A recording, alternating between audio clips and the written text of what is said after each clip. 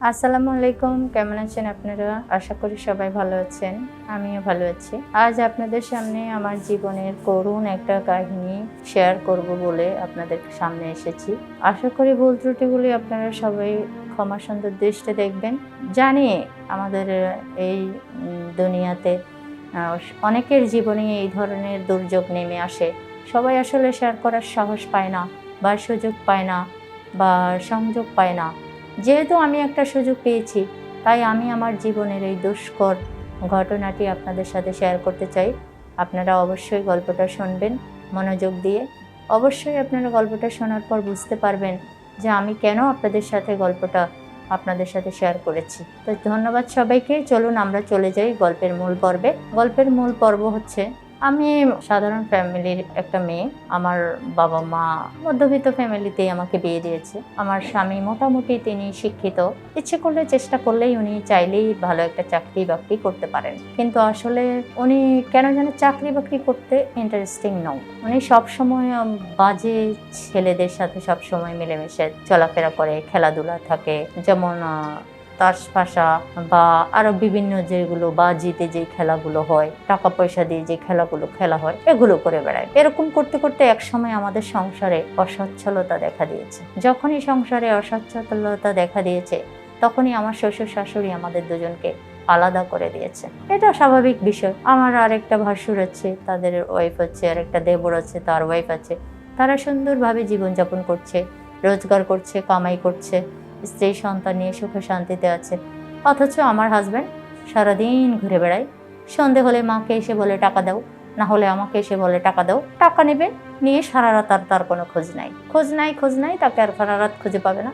সকালে এসে সারাদিন শুয়ে ঘুমাবে। এরকম করে সব সময় শুধু বাজেভাবে ঘুরে বেড়াবে, বাজে লোকজনের সাথে মিশবে, আর এর কাছ থেকে টাকা ধার করবে, ওর কাছ থেকে টাকা ঋণ করবে। এখন এগুলো বুড়ো বাবা মা কত শোধ করবে? আর আমি মেয়ে মানুষ, আমি বউ মানুষ, আমি কোথায় পাবো এত টাকা পয়সা? আমার বাবা মা তো আর এত বড় লোক নও যে আমার বাবা মায়ের অঢালা টাকা পয়সা আছে, আমার বাবা মা তাদেরকে দিয়ে শোধ করে দেবে।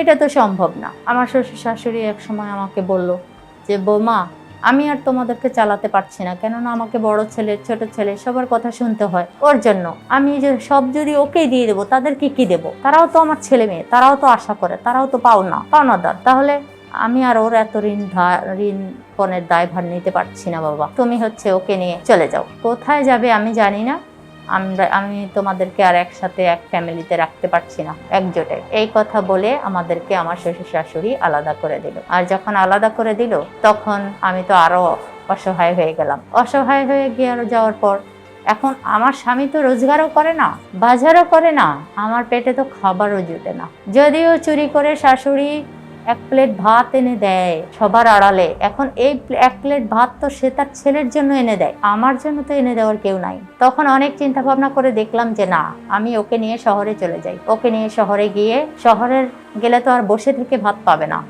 এখানে মা আছে, দুদিন না খেয়ে থাকলে মার মনে কষ্ট পাওয়া যায়। মা খেতে পারে না, মা দরদ করে এসে এক প্লেট দেয়, 2 দিন পরে হলেও 1 কেজি চাউল মা এনে দিলে খায়। এই লোভে হয়তো কাজকর্ম করে না, এটা তার অলসতা। আর যখন শহরে নিয়ে যাব, তখন তার কেউ থাকবে না আপনজন তার দিকে তাকাবার, তখন সে বাধ্যগত চাকরি বাকরি করবেই, কাজকর্ম। এই চিন্তা ভাবনা করে আমি ওকে নিয়ে শহরে চলে আসি। শহরে আসার পর দেখি না, একই রকম। শহরে এসে একটা বাড়িতে রুম ভাড়া নেই, রুম ভাড়া নিয়ে চলছি ফিরছি। আমি একটা গার্মেন্টসে চাকরি নিয়েছি, অনেক ঘোরাঘুরি করার পর, অনেক কষ্ট করে চাকরিটা নেওয়ার পর দেখি সে তাও রোজ তাকে বলি যে তুমি একটা কাজকর্ম করো বা একটা চাকরি বাকরি করো, এত লোকের সাথে তোমার পরিচয়। সে সারাদিন ঘরে শুয়ে বেড়ায়, সারা রাত ক্যারাম খেলে বেড়ায়, সারা রাত লুডো খেলে বেড়ায় বন্ধু বান্ধবের সাথে। এখানে এসেও তার একই রকম ভাবমূর্তি। কিছুদিন পর বললো কি যে হ্যাঁ চল, এক কাজ করো, তুমি এখানে তো আসলে দেখছি সবাই লোন টোন তোলে, তো তুমি একটা কিস্তির থেকে আমাকে কিছু টাকা পয়সা তুলে দাও, একটা ছোটখাটো কিছু দোকান দিয়ে বসবো। এই কথা বলে কিস্তি তোলে। যেহেতু কিস্তির অনেকগুলো টাকা তুলতে হবে, একটা দোকান দিলে তো অল্প কিছু টাকায় আর হবে না। মোটামুটি অঙ্কের একটা টাকা নিয়ে কিস্তির থেকে তুলে নিয়ে আমি ওকে দিলাম, ঠিক আছে একটা দোকানপাট দাও। একটা ছোটখাটো দোকানও দিল। ওই দোকানটা না চালিয়ে সে বন্ধু বান্ধবদেরকে দোকানে বসিয়ে রাখে।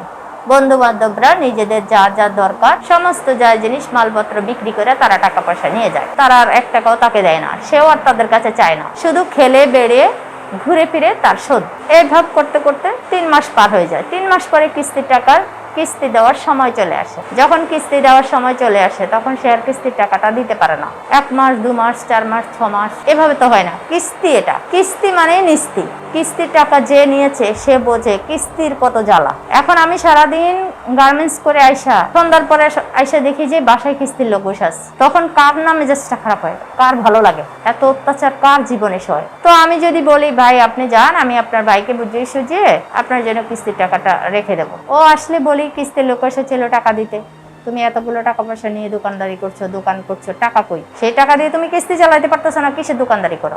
এগুলো কথা, 1 কথা 2 কথা বললে সে আমার গায়ে হাত তোলে, আমাকে বকাঝকা করে, আমাকে মেরে ফেলবে হুমকি দেয়, না হলে আমাকে তাড়িয়ে দেবে এরকম বলে হুমকি দেয়, এরকম অত্যাচার করে। করতে করতে কিস্তি, অনেকগুলো কিস্তি বাকি হয়ে গেছে। এখন কিস্তির লোক আর কোনো কথাই শুনছে না।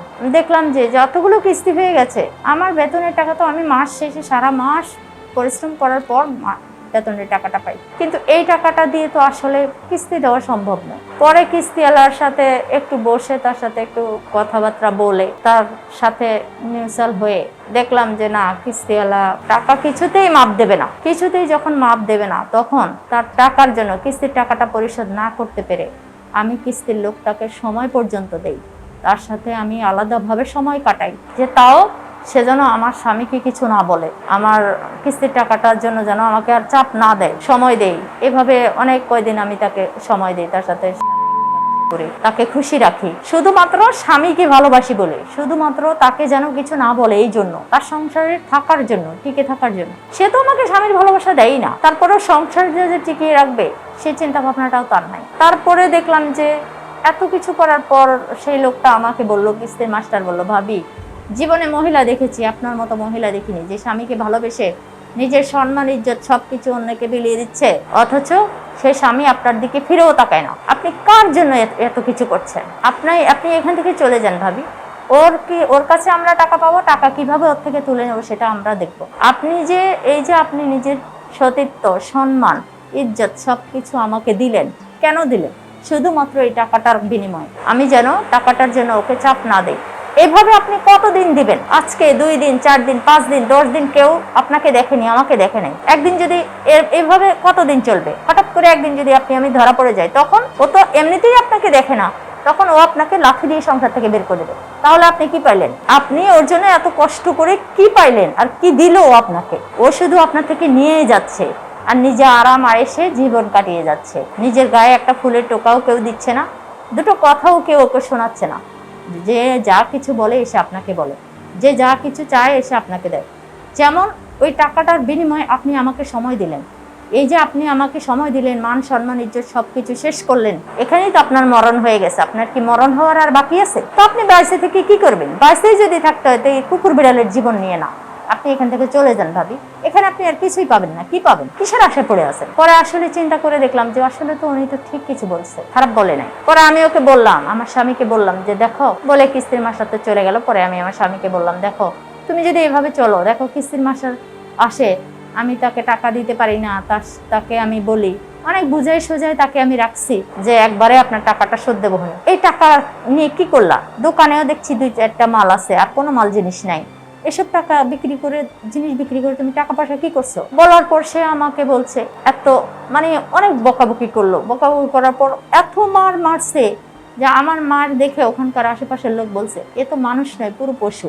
এত অত্যাচার সহ্য করে কোনো মানুষ এর সংসার করতে পারে নাকি? আসলে স্বামীর সংসার টিকিয়ে রাখার জন্য আমি একটা কিস্তিওয়ালার সাথে পর্যন্ত সময় কাটিয়েছি, নিজে কিস্তিওয়ালার সাথে বিছানা শেয়ার করছি। তাহলে একটা স্ত্রী তার স্বামীর ভালোবাসা পাওয়ার জন্য, সংসার টিকিয়ে রাখার জন্য আর কত নিচে নামতে পারে? তারপরেও যখন দেখলাম যে না, সে আমাকে চায় না, আমার প্রতি তার কোনো ফিলিংস নাই, কোনো ভালোবাসা নাই, মনুষ্যত্বও নাই, তখন আমি তাকে ছেড়ে দিতে বাধ্য হলাম। তাকে ছেড়ে দিয়ে, তার কাছ থেকে তাকে ডিভোর্স দিয়ে, তাকে ছেড়ে দিয়ে আমি আসলে একা হয়ে একলা জীবন যাপন করছি। এখন জানি না সে কোথায় আছে, কেমন আছে, বেঁচে আছে কিনা মরে আছে। মরে গেছে, তাও আমার জানারও বিষয় না, জানার ইচ্ছেও নাই আমার। তো আপনারা সবাই আমার জন্য একটু দোয়া করবেন। আর এরকম দুর্যোগ যদি আপনাদের জীবনে আসে, তা আমার মতো এত দেরি করবেন না, এত ভাবে নিজেকে এত ভালো মানুষই দেখাবেন না, এত দেরি করে জীবনে কোনো সিদ্ধান্ত নেবেন না।